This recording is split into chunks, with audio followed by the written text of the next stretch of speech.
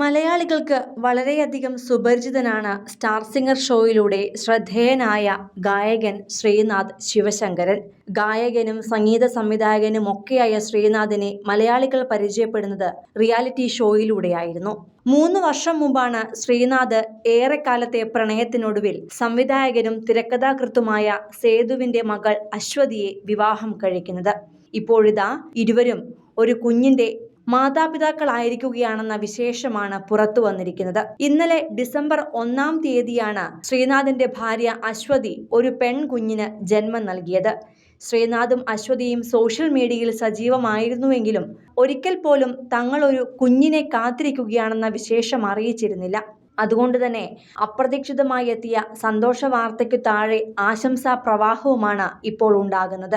Idea star singer എന്ന reality ഷോയിലൂടെ കടന്നുവന്നാണ് Sreenath ശ്രദ്ധ നേടുന്നത്.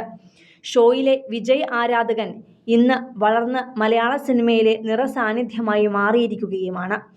ഗായകനായി സിനിമയിലെത്തിയ ശ്രീനാഥ് പിന്നീട് സംഗീത സംവിധായകനുമായി മാറി.